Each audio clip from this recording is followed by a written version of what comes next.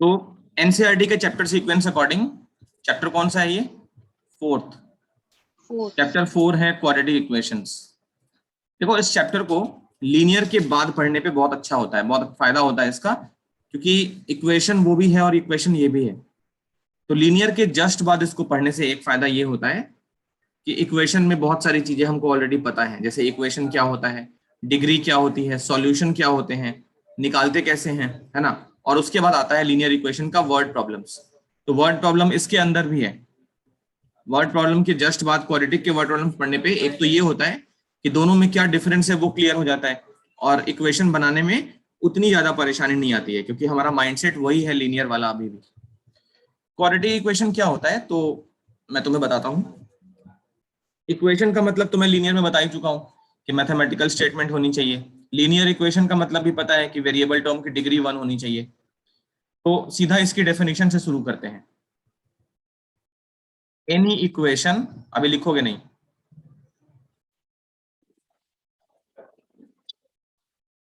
in the form of ax square plus bx plus c equal to 0, where a, b and c are real numbers and a not equal to 0 is called as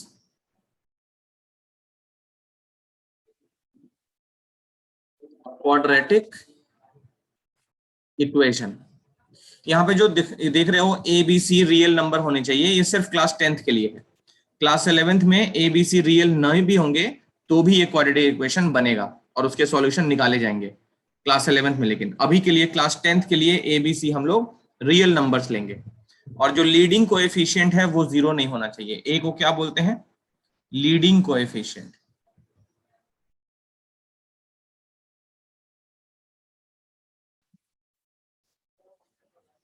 ए को बोलते हैं leading coefficient, वो 0 नहीं होना चाहिए। तो quadratic equation quadratic polynomial से काफी सिमिलर है, काफी सिमिलर है, लेकिन फिर भी कुछ डिफरेंस है इसमें। तो अभी हम ये देखने जा रहे हैं क्वाड्रेटिक पॉलिनोमियल और क्वाड्रेटिक इक्वेशन, इन दोनों में क्या डिफरेंस है और क्या सिमिलैरिटीज हैं। सबसे पहला पॉइंट, स्टैंडर्ड फॉर्म। स्टैंडर्ड या फिर जनरल फॉर्म। जनरल फॉर्म देखो कैसा होता है।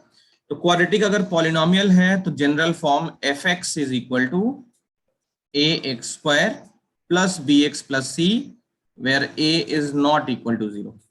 और अगर इक्वेशन है तो ये f of x equal to something ऐसे नहीं होता है, सीधा ये वाला फॉर्म होता है। ठीक है। Second difference, number of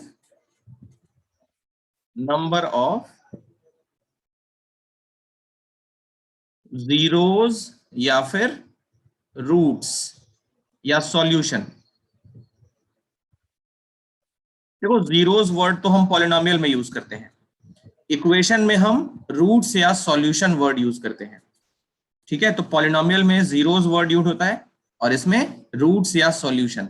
number of zeros या नंबर ऑफ रूट्स कितने होते हैं, इसमें भी 2 होते हैं, इसमें भी 2, क्योंकि डिग्री कितनी है, डिग्री है इसकी 2, और इसमें भी डिग्री 2 होती है। तो जितनी डिग्री होती है उतने नंबर ऑफ रूट्स या सॉल्यूशंस होते हैं।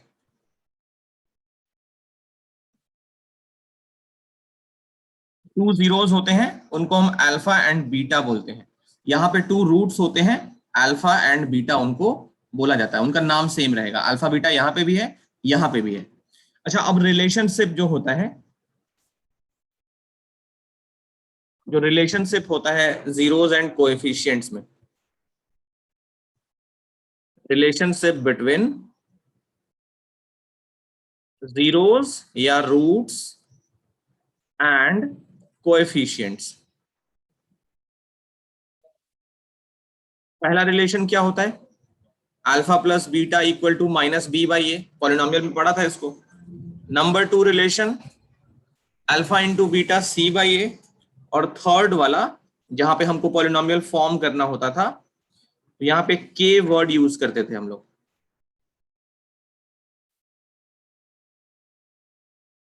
ठीक है, इसमें भी तीनों रिलेशन होंगे। तो क्वाड्रेटिक इक्वेशन में भी alpha plus beta minus b by a valid रहता है, alpha into beta c by a ये भी वैलिड रहता है। थर्ड वाला फॉर्मूला थोड़ा सा चेंज होता है।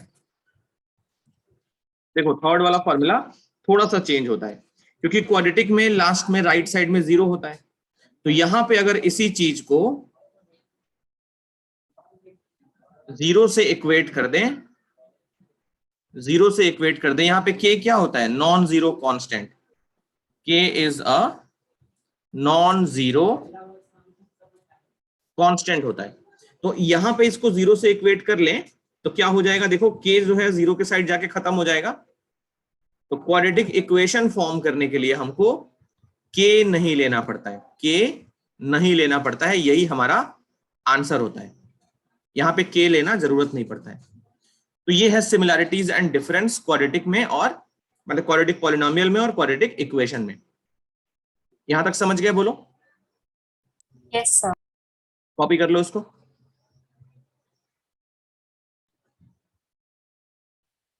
इसके बाद देखो, इसके बाद हमको सीधा एक्सरसाइज में जाना है। वर्ड प्रॉब्लम्स हम लोग लास्ट में करेंगे, ठीक है।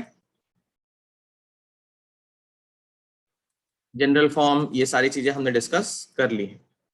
4.1 एक्सरसाइज 4.1 पहला क्वेश्चन है, उसमें शायद 8 पार्ट्स हैं, अभी देख लेंगे हम लोग। Check whether the following are quadratic equations.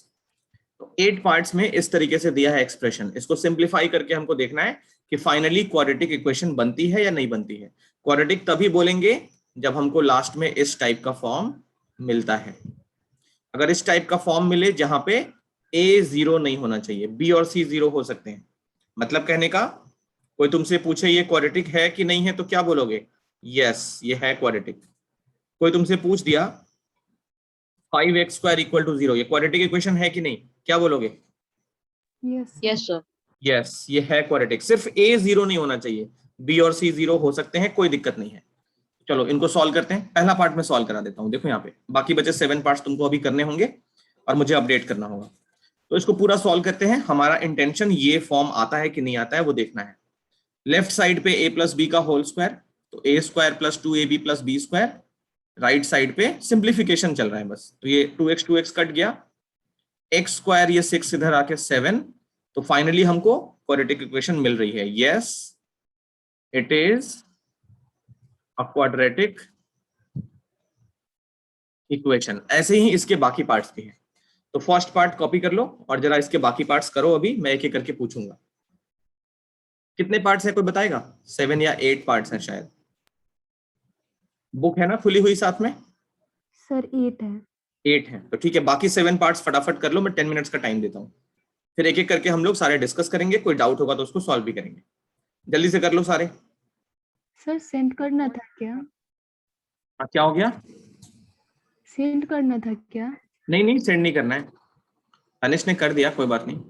अच्छा किसी पार्ट में कोई परेशानी आई हो,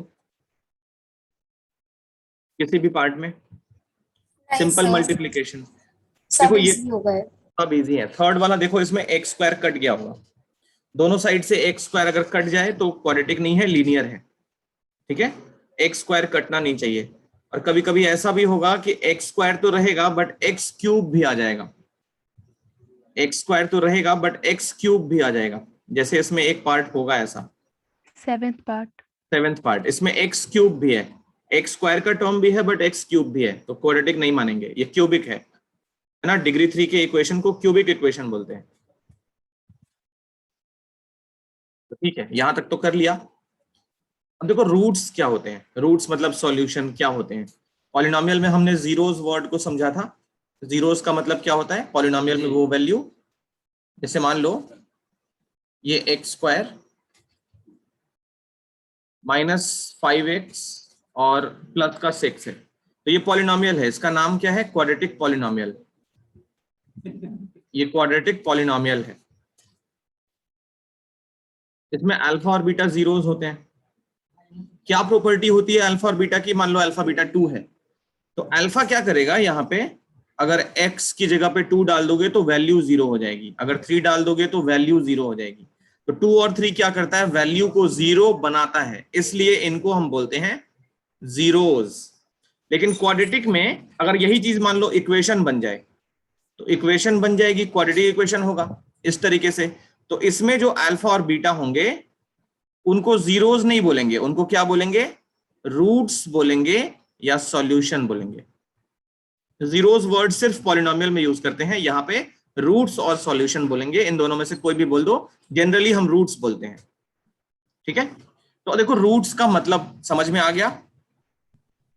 real number alpha is called root of quadratic equation if ये चीजें हों। देखो यहाँ पे बहुत ही सिंपल सी बात है, real number alpha is called root of quadratic equation ax square plus bx plus c equal to 0 where a is not equal to 0 if ये चीज क्या हो रही है, समझो x की जगह यहाँ पे अल्फा डाल रहा है, देख रहे हो, x की जगह पे अल्फा डाल दिया तो ये a अल्फा स्क्वायर हो गया, ये b अल्फा हो गया, ये c हो गया, और ये पूरी वैल्यू कितनी हो गई, 0 बन गई।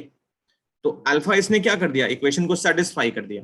तो दो चीजें होती हैं, x equal to alpha is a solution of this equation, या फिर x equal to alpha satisfies this quadratic equation. ठीक है, तो ये ऊपर हेडिंग बनेगी roots of a quadratic equation, और ये लिख लो जल्दी से। देखो ये तो रूट्स है, लीनियर इक्वेशन तुम्हें पढ़ा होगा थोड़ी देर पहले ही, मतलब कुछ क्लासेस पहले ही लीनियर इक्वेशन पढ़ रहे थे, तो उसमें सॉल्यूशन निकालने के कुछ मेथड्स होते थे। पहला मेथड था ग्राफिकल मेथड, और दूसरा मेथड होता था अलजेब्राइक मेथड, लीनियर इक्वेशन को सॉल्व करने के। इसके अंदर फिर बहुत सारे मेथड थे, सब्स्टिट्यूशन था, एलिमिनेशन था, क्रॉस मल्टीप्लिकेशन, एक मैंने भी बताया था कंपैरिजन। तो ये टोटल देखो तो एक और ये 5 मेथड्स थे लीनियर इक्वेशंस को सॉल्व करने का। तो उसी तरीके से मेथड क्या होते हैं, सॉल्यूशन फाइंड करने का तरीका। क्वाड्रेटिक में भी रूट्स फाइंड करने के कुछ मेथड्स होते हैं, 3 मेथड्स होते हैं टोटल। तो क्वाड्रेटिक में मेथड्स कितने होते हैं रूट्स फाइंड करने के, finding the roots of a quadratic, 3 methods होते हैं। हम इन तीनों को पढ़ेंगे एक एक करके। There are 3 methods to solve a quadratic. Quadratic को क्वाड्रेटिक भी बोल सकते हैं, क्वाड्रेटिक इक्वेशन बोलना जरूरी नहीं है। तो solve a quadratic, 3 methods to solve a quadratic, और 3 methods to find the roots of a quadratic. Roots यहाँ पे प्लूरल फॉर्म यूज किया है क्योंकि 2 रूट्स होंगे, है ना। पहला मेथड है बाय फैक्टराइजेशन, फैक्टराइजेशन, या इसको मिडिल टर्म स्प्लिटिंग भी कहा जा सकता है। Method number 2 bye completing the square, completing the square method. Number 3 by quadratic formula, quadratic formula. देखो क्वाड्रेटिक फॉर्मूला जो है इसको इंडिया के साइंटिस्ट ने इन्वेंट किया था, इंडिया के साइंटिस्ट ने, उनका नाम था श्रीधराचार्य।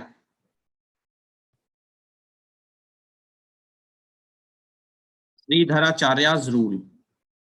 तो उनके नेम को ऑनर देते हुए, देने के लिए हम इस फॉर्मूले को श्रीधराचार्य's रूल भी कहते हैं। ये जो फॉर्मूला है उसको इंडिया के साइंटिस्ट नहीं बोलते, मैथमेटिशियन थे वो, उन्होंने इसको इन्वेंट किया था। ठीक है, और पूरी दुनिया उसको फॉलो करती है, तो बहुत बड़े ऑनर की बात है ये। ये 3 मेथड्स हैं क्वाड्रेटिक फॉर्मूले, क्वाड्रेटिक इक्वेशन को सॉल्व करने के। एक एक करके हम पढ़ेंगे इनको। मेथड 1 तो हम ऑलरेडी जानते हैं, मेथड 2 और 3 हमको सीखना है, नया है ये। देखो जो कंप्लीटिंग द स्क्वायर मेथड है ये सिलेबस से रिमूव्ड है, फ्रॉम द सिलेबस, और ये पिछले साल कोरोना की वजह से रिमूव नहीं हुआ था, उसके 1 साल पहले ही रिमूव हो गया था। तो मतलब ये अभी भी रिमूव्ड है, सिलेबस डिलीटेड हो या पुराना सिलेबस हो, ये चीज हमको नहीं पढ़नी है। बट परेशानी क्या है, ये जो क्वाड्रेटिक फॉर्मूला है ना, ये वाला थर्ड, इसका डेरिवेशन मुझे दिखाना है इसका डेरिवेशन करके हम लोग देखेंगे। तो इसका जो डेरिवेशन है वो कौन से मेथड से होता है? It is done by using completing the square method. Quadratic फॉर्मूले का जो डेरिवेशन है, एक फॉर्मूला निकल के आएगा, इसका जो डेरिवेशन है वो completing the square method use करके होता है। ठीक, तो इस पे हम ज्यादा टाइम नहीं देंगे, एक क्वेश्चन कराऊंगा और ये फॉर्मूला मैं डिराइव करके दिखाऊंगा। क्वेश्चन इसलिए कराऊंगा क्योंकि डेरिवेशन तुमको आसान लगे। डेरिवेशन एग्जाम में नहीं आएगा, इसका डेरिवेशन एग्जाम में नहीं आएगा, पक्की गारंटी है, बट फिर भी एग्जाम में जो आता है वही चीज नहीं पढ़नी चाहिए, नॉलेज के लिए पढ़ना चाहिए। तो डेरिवेशन भी हम लोग करके देखेंगे। 3 मेथड्स हैं टोटल, पहला, दूसरा और तीसरा। ये सब लिख लो जल्दी से। देखो पहला मेथड क्या है, यही 3 मेथड्स हैं। तो पहला मेथड मैं थोड़ा सा सिखाई देता हूँ, इस पे कुछ क्वेश्चंस करेंगे हम लोग अभी। पहला मेथड सिखाना नहीं है मुझे, वैसे middle term splitting I don't think कोई भी बच्चा होगा जो 10th में आ गया होगा उसको नहीं आता होगा, शायद ही कोई बच्चा होगा। तो फिर भी एक बार मैं फॉर्मली करके दिखा देता हूँ। ऊपर हेडिंग बनाओ मेथड नंबर 1 और वो पूरा लिख लो। एक क्वेश्चन में करके दिखाता हूँ कि कैसे हम सॉल्व करते हैं। मान लो एक इक्वेशन लेते हैं, x square minus 7x plus 12 equal to 0। देखो इसको स्प्लिट करने में तो मतलब हमें थोड़ा भी टाइम वेस्ट नहीं करना है, सबको बहुत अच्छे से आता है, मिडिल टर्म स्प्लिटिंग हमको बहुत अच्छे से आती है। तो पूरा ये फैक्टराइज करके x माइनस 4 और x माइनस 3 मिल जाएगा। अब 2 रूट्स होंगे इसके, जीरोस वर्ड यूज नहीं करेंगे हम लोग, 2 रूट्स होंगे, ठीक है। तो दोनों रूट्स कैसे निकालोगे? जो लीनियर फैक्टर्स मिले हैं उनको बारी बारी जीरो करोगे, तो x इक्वल टू 4, और x माइनस 3 को जीरो करोगे तो x इक्वल टू 3। तुम चाहो तो अल्फा इक्वल टू 4 और बीटा इक्वल टू 3 लिख सकते हो, ठीक है। ये alpha equal to 4, beta equal to 3 लिख सकते हो। जरूरी नहीं है अल्फा को 4 लें, अल्फा 3 लें तो बीटा 4, ऐसा भी हो सकता है। तो ये जो मेथड है वो मिडिल टर्म स्प्लिटिंग है। अब हम कुछ क्वेश्चंस करेंगे इस मेथड पे, मेथड 1 में ज्यादा कुछ सिखाने वाला है भी नहीं। ठीक, तो चलते हैं, मैं तुम्हें क्वेश्चन सीधा दिखाता हूं। तो मिडिल टर्म स्प्लिटिंग पे कुछ क्वेश्चंस हो जाए। एक्सरसाइज 4.2 क्वेश्चन नंबर 1, इसमें आई थिंक 6 पार्ट्स हैं, एक बार जरा कंफर्म करो। तो 5 है। 5 है, ओके, 5 पार्ट्स हैं। इसमें अल्फा और बीटा की वैल्यू निकालनी है यूजिंग मिडिल टर्म स्प्लिटिंग। तो जरा इनको करो, अभी जल्दी जल्दी करोगे। पहला वाला मैं करता हूं, यस सर। हाँ फटाफट करो। 5 पार्ट्स। ये कैसे स्प्लिट होगा? माइनस का 5x प्लस का 2x minus 10।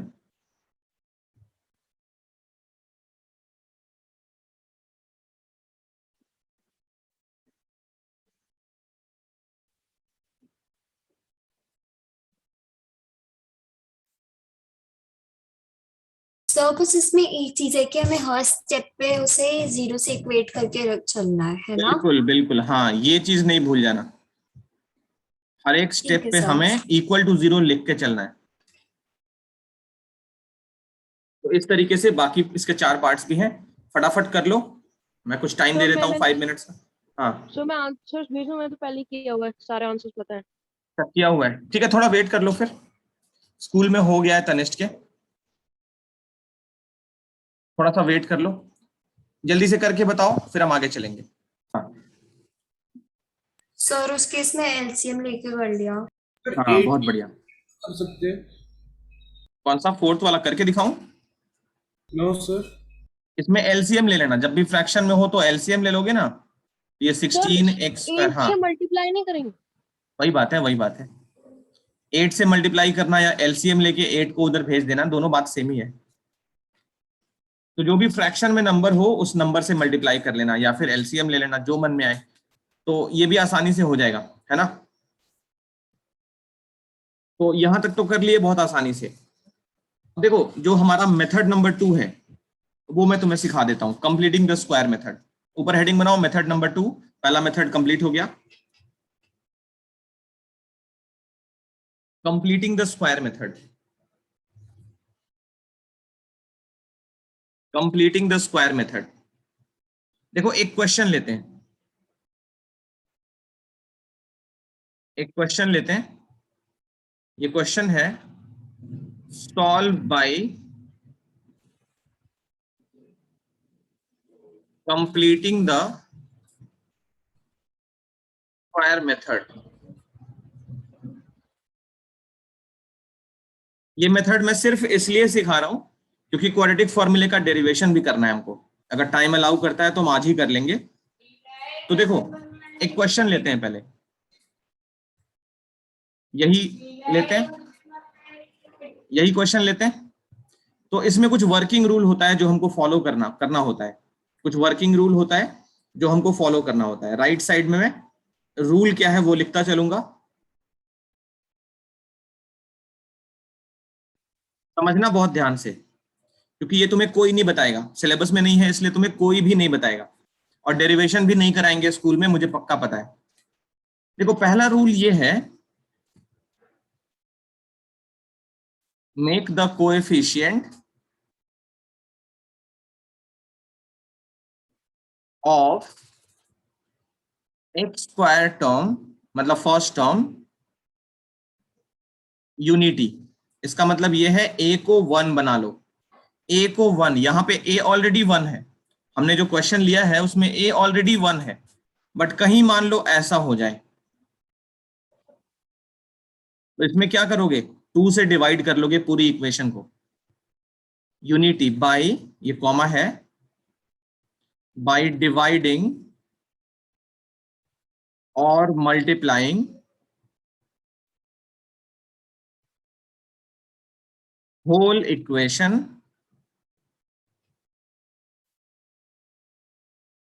Bye a suitable number, suitable constant.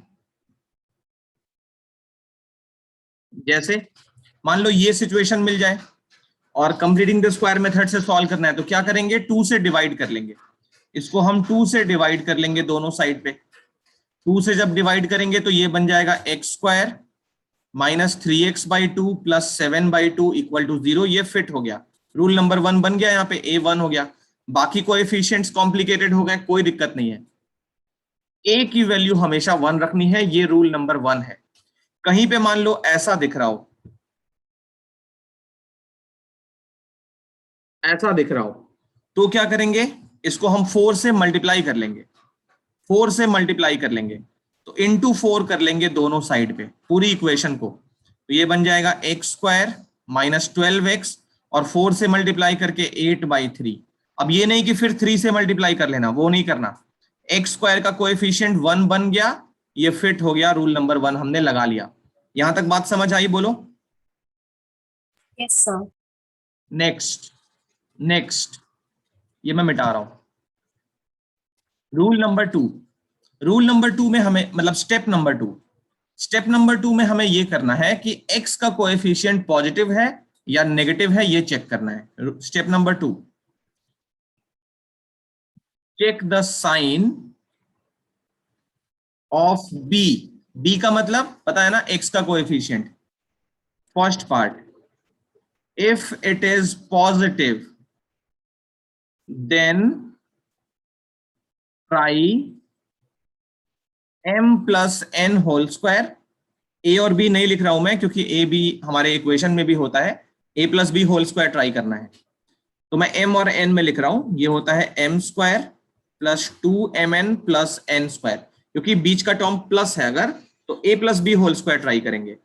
और अगर इफ इट इज नेगेटिव, अगर ये नेगेटिव है, then try a minus b whole square, क्योंकि वही बनने वाला है, m square minus 2mn plus n square. ठीक है, तो हम चलते हैं रूल नंबर 2 लगाने, क्योंकि रूल नंबर 1 तो ऑलरेडी लगाया है।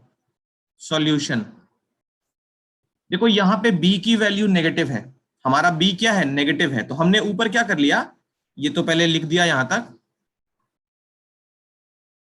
हमें ये मत पता चल गया कि a माइनस बी का होल स्क्वायर बनने वाला है। क्यों, क्योंकि x का कोएफिशिएंट नेगेटिव है। हमने ये डिसाइड कर लिया कि माइनस बनने वाला है फॉर्मूले में। देखो क्या क्या होगा, तो ये बनाने के लिए हमें क्या करना होगा, पहले ये 3 टर्म्स बनाने पड़ेंगे, तभी तो इसकी जगह हम ये लिख पाएंगे। तो कैसे बनाते हैं वो समझो, बहुत ध्यान से लिखना नहीं है।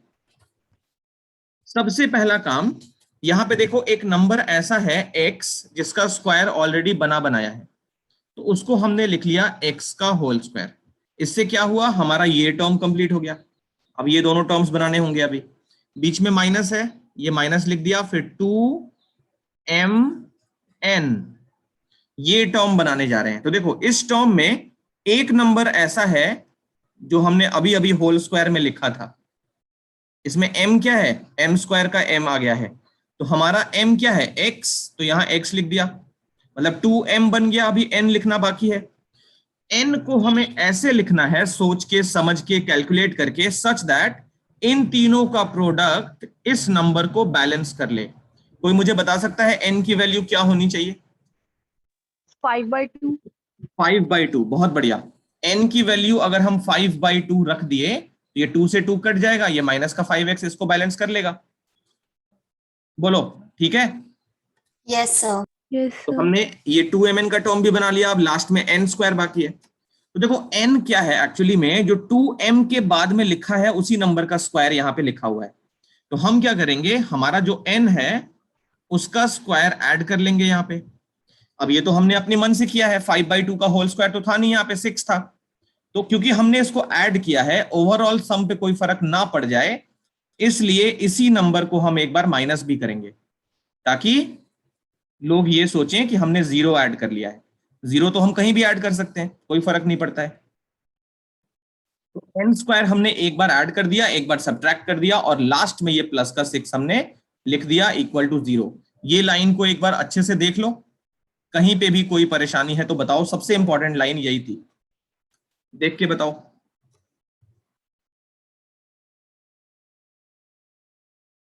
नो सर, सब क्लियर है। Very good. और किसी को कोई परेशानी इस लाइन में? No sir. नो तो अब आंसर आने वाला है, बस यही सबसे इंपॉर्टेंट लाइन थी। अब देखो यहां से लेकर यहां तक, ये तो फॉर्मूला बन गया m minus n whole square. m minus n whole square हमने पहले ही सोच रखा था। उसके बाद जो नंबर्स बचे हैं उनको सिंप्लीफाई कर लो। तो ये प्लस का है, देख रहे हो ना, या ऐसा करो इन दोनों को राइट साइड पे कर लो, इन दोनों को राइट साइड पे कर लो। तो equal to 5/2 whole square plus का 6, क्योंकि ये कांस्टेंट नंबर्स हैं, इनको सर सिंप्लीफाई। -6 होगा ना? अच्छा ओके, यस यू राइट, -6 होगा। तो ये दोनों कांस्टेंट नंबर्स को हमने राइट साइड पे ट्रांसपोज कर लिया। लेफ्ट साइड पे देखते रहो, x माइनस 5/2 का होल स्क्वायर, राइट साइड पे हो गया 25/4 माइनस 6। इसको सॉल्व करोगे तो 25 माइनस 24 1/4 आ रहा है।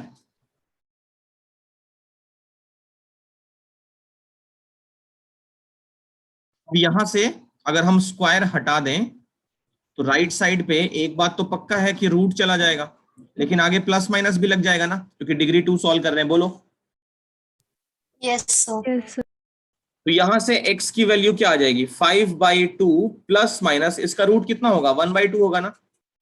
तो एक बार प्लस साइन लेके निकालो, एक बार माइनस साइन लेके निकालो। तो 5/2 प्लस 1/2 कितना आ रहा है, 6/2, ये हो गया 3। या फिर दूसरी बार माइनस साइन ले लो, तो 5/2 माइनस 1/2 कितना आ रहा है, 4/2 मतलब 2। सो x की वैल्यू 2 और x की वैल्यू 3, ये हमारा आंसर है। इस मेथड को बोलते हैं method of completing the square. Clear हुआ? Yes sir. को कॉपी कर लो। तो आज हम लोग यहीं पे रखते हैं, अगली क्लास पे हम लोग पहले क्वाड्रेटिक फॉर्मूला डिराइव करेंगे और फिर उस पे क्वेश्चंस करेंगे। ओके